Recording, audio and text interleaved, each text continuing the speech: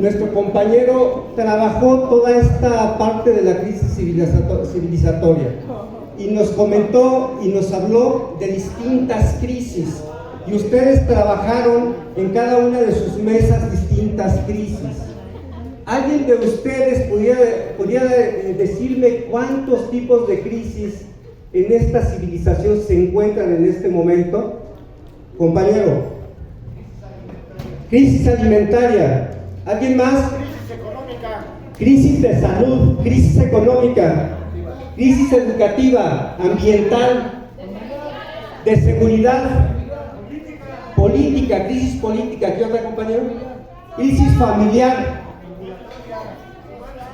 social, crisis humana, crisis social, dijo la compañera. crisis emocional. Crisis emocional. ¿Alguna otra crisis que se nos pueda estar olvidando? Económica ya la comentaron. Por ejemplo, ¿la guerra puede ser parte de esa crisis?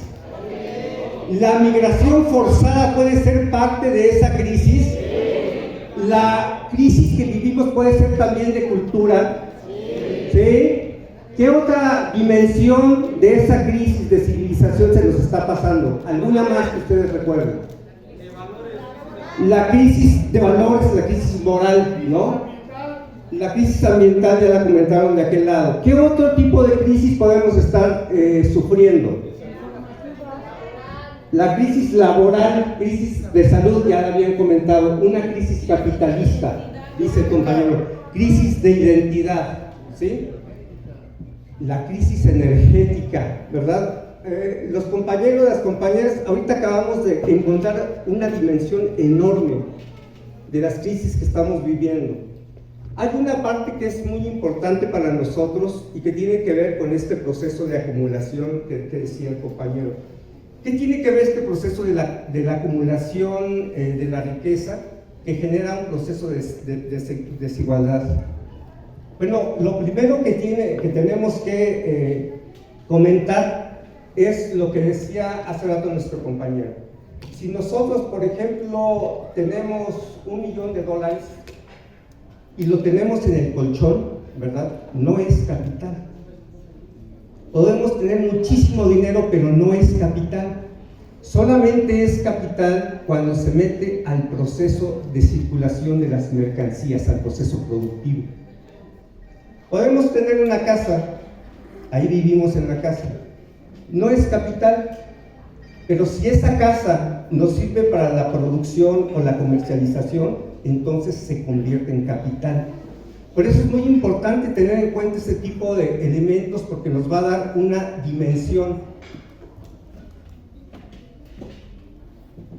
Entonces, esta parte para nosotros significa mucho, porque el entender este proceso va a implicar que podamos entender el proceso del capitalismo. Y entonces el capitalismo, o nosotros trabajamos estos temas y platicamos de Europa, porque es en Europa donde este sistema social se incuba, se desarrolla y después se exporta. Y hoy, por ejemplo, es prácticamente mundial. Este sistema capitalista es mundial. Hay diversos sistemas de producción, pero en este momento es prácticamente mundial, y como nace en Europa, entonces por eso tenemos que hablar mucho de Europa. Una pregunta, diríamos que en la Francia de por ahí del siglo XVIII, XVII, hay una consigna muy importante que mueve a los revolucionarios franceses, y esta se sintetiza en igualdad, libertad y fraternidad. ¿Alguien podría estar en desacuerdo con estos tres principios que mueven la Revolución Francesa? Igualdad, libertad y fraternidad. ¿Alguien podría estar en desacuerdo con ese tipo de valores y de principios que van normando? Nadie. Pero el problema es el contexto. Y esto tiene que ser muy importante, porque en ese momento la libertad no significa la posibilidad de tránsito de las personas. La libertad significa el tránsito de las mercancías. La libertad significa la libertad de propiedad y de propiedad privada. Y en ese momento, la propiedad privada no es lo que nosotros conocemos o podríamos decir, bueno, esto es mío, ¿no? Es una propiedad privada. Esto no es mío, pero finalmente es propiedad privada. No, tiene que ver fundamentalmente con los medios de producción, es decir, la propiedad de los medios de producción. Entonces, es importantísimo eso, porque hace rato hacía la pregunta. ¿Alguien se podría oponer a libertad, igualdad y fraternidad? Pues obviamente que no, pero el contexto cambia, ¿no? El contexto cambia, y ese contexto es porque se está incubando una clase social diferente, y esa clase social se incuba en las ciudades, en los burgos. De ahí viene la clase social llamada burguesía. Y pasamos al otro tema que fue muy recurrente hace ratito, el problema de las clases medias. Clase baja, clase alta, clase rica. ¿Será esa una categorización, diríamos, correcta del capitalismo? ¿Será correcta? Y entonces, ¿cómo podemos medir, por ejemplo, que alguien es rico? Vamos a poner el ejemplo de Carlos Slim, ¿no? Entonces él no sería rico, sería inmensamente rico, ¿no? Entonces, ¿cómo podemos valorar? Yo lo único, no nos vamos a meter al debate de esta categorización social, pero quiero que piensen ahora en que vamos a hacer la categoría de clase social a partir de su relación con los medios de producción. ¿Quién de ustedes tiene alguna fábrica? Levante su mano, por favor. Nadie. ¿Quién de ustedes vive de su trabajo? La inmensa mayoría, ¿no? Entonces, una categorización básica es nuestra relación con los medios de producción, sobre todo con el problema de las fábricas, pero también con la tierra. El gran problema es que nosotros no tenemos las miles de hectáreas que, por ejemplo, tiene Monsanto, que se comentó por aquí, ¿no? Y que además van seccionando ese problema de la productividad. Y hoy Monsanto, por ejemplo, ¿no?, da semillas, pero esas semillas, ¿verdad?, ya no permiten después de ello que esa producción vuelva a sembrarse. Necesitas volver a comprar la semilla, ¿verdad? Entonces, hay que categorizar eso. Tiene que ver con el problema de nuestra relación con los medios de producción. ¿Somos propietarios o no somos propietarios? ¿Sí? Entonces, eso nos da otra categoría de las clases sociales y nos convierte en trabajadores y trabajadoras. Una última situación antes de pasar este problema de las crisis. Un trabajador petrolero, un trabajador de la electricidad, ¿verdad?, que trabaja aproximadamente 6-8 horas, desquita su salario en 2 horas, hora y media. Esa diferencia de horas entre esas 2 primeras horas y las 4 siguientes o 6 siguientes, ¿verdad?, es un trabajo que no se le paga. A eso se le llama explotación y a eso se le llama plusvalía. Es el trabajo que no se le paga al trabajador, ¿sí? Entonces, prácticamente nosotros, todos los que estamos aquí, el trabajo lo desquitamos en 2 o 3 horas, lo que nos pagan de salario, y el resto lo trabajamos justamente, y ese proceso es el proceso de la explotación. Tenemos 6 equipos. Vamos a trabajar en esos equipos dimensiones de la crisis. El primer equipo, el equipo número 1, que ya se señalaron, ¿verdad?, va a trabajar concentración, acumulación de la riqueza y desigualdad extrema. Va a trabajar un segundo tema, agotamiento de los recursos naturales. Por lo tanto, ese equipo va a tener 2 papelógrafos, ¿sí? Y vamos a trabajar primero el tema que les mencioné y el segundo, agotamiento de los recursos naturales. El equipo 2, que está por allá, va a trabajar degradación ambiental y cambio climático, para que le vayan anotando, por favor. Y el segundo tema va a trabajar superpoblación. Aquí nada más una recomendación, cuidado. Malthus, siglo XVIII, XIX, establecía que gran parte de los problemas que sufrimos es por la sobrepoblación, que no alcanzaba el alimento porque había sobrepoblación. Obviamente que eso es completamente un error. Hoy sabemos que es un error, ¿no? Equipo número 3, que es de este lado, va a trabajar migración forzada. Solo recuerden que el problema de la migración forzada es por guerras, por la falta de empleo o por buscar una vida diferente, ¿no? Que pensemos en todas estas formas de migración. El equipo número 4 va a trabajar crisis alimentaria y va también a trabajar falta de legitimidad y anacronismo político. ¿Qué cosa es el anacronismo? Prácticamente es estar fuera de época. Vamos a pensar, por ejemplo, que Huitzilopochtli, en las representaciones que tiene, traía un reloj Rolex para estar a tiempo por ahí, traía un Rolex. Obviamente que eso es un anacronismo, está fuera completamente de tiempo, ¿no? Entonces voy a repetir la pregunta. Falta de legitimidad y anacronismo político.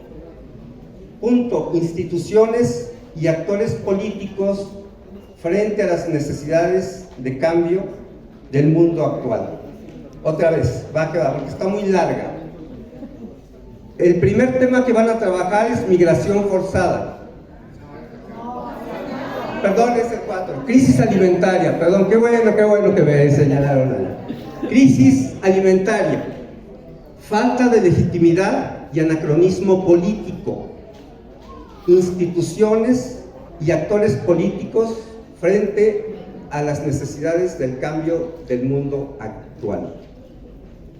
Ahí va otra vez. Falta de legitimidad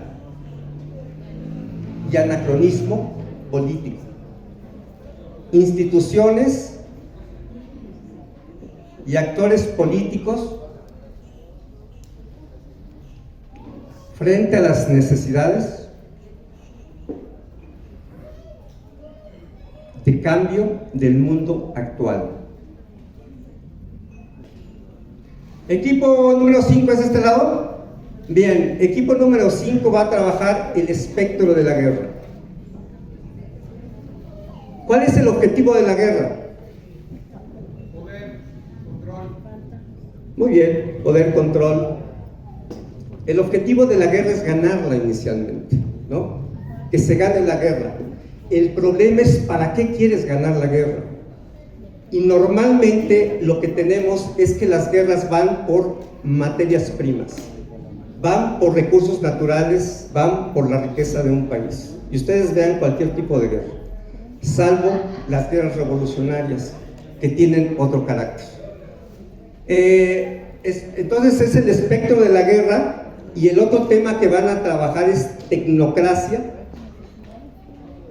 retos y riesgos del desarrollo tecnológico. Retos y riesgos del desarrollo tecnológico. Equipo número 6 va a trabajar 3 temas, porque van a trabajar 3 temas, porque ahorita se van a reunir de nuevo, se van a juntar, ¿no? Número 1, degradación cultural y espiritual de las sociedades.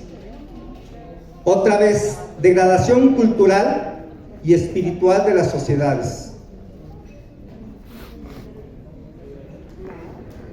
Otro tema, las nuevas formas de dominación. Aquí hay una parte importantísima. Hace rato comentaron el término de la hegemonía. Y la hegemonía tiene dos componentes básicos. Uno es dominación y otro es consenso. El consenso significa un acuerdo prácticamente social. Lo que el compañero nos comentaba de que legitimamos y normalizamos, por ejemplo, la explotación, lo vemos como algo natural, normal, ¿no? Muchos de nosotros o muchas de nosotras.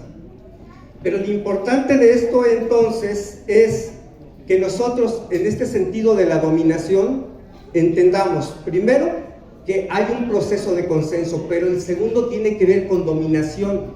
Y la dominación tiene un componente básico, es el uso de la fuerza. El dominio tiene que ver con la fuerza bruta. Entonces es dominio, fuerza bruta, consenso, convencimiento. Ese es, diríamos, el término de la hegemonía. Entonces, las nuevas formas de dominación es el tema. Y el tercero es una sociedad enferma, falta de sentido y malestar vital de los individuos. ¿Más o menos quedó? Va otra vez. Una sociedad enferma, falta de sentido y malestar vital de los individuos. ¿Cuál es la característica que vamos a trabajar aquí?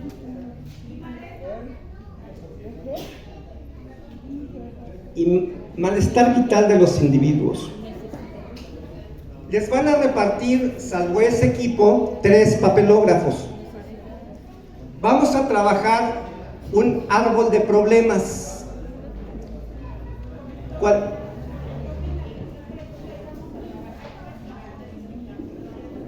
Bueno, estas son las características que les voy a comentar. Característica inicial.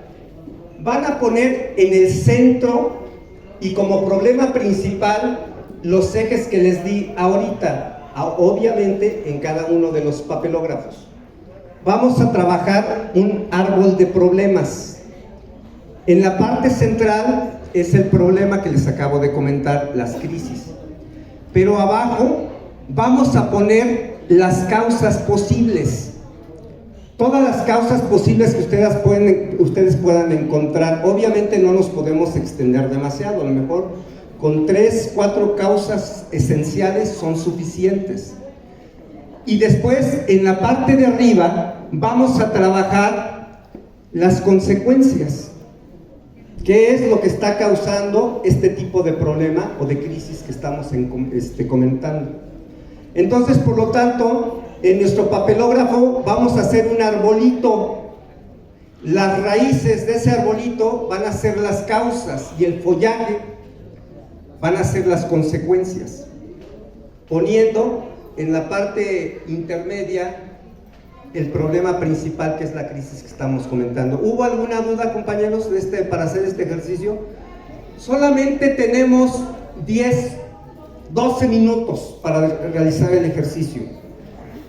Igual también yo les recomiendo que los compañeros que van a moderar y los compañeros o compañeras que van a ser los relatores, o si se necesita votar, que creo que no se va a votar, sean los mismos, para que no nos llevemos un poquito más de tiempo, y las mismas, ¿sale? Entonces comenzamos. Yo les voy anunciando el tiempo y a veces nos gusta trabajar bajo presión. Entonces dice ya la compañera que no.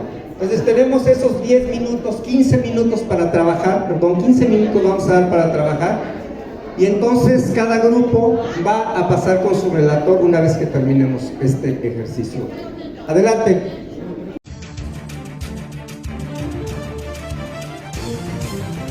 Desde el aire, en 360 grados, con transmisiones en vivo desde el lugar de los hechos, con la mayor tecnología, pero sobre todo, con objetividad e imparcialidad.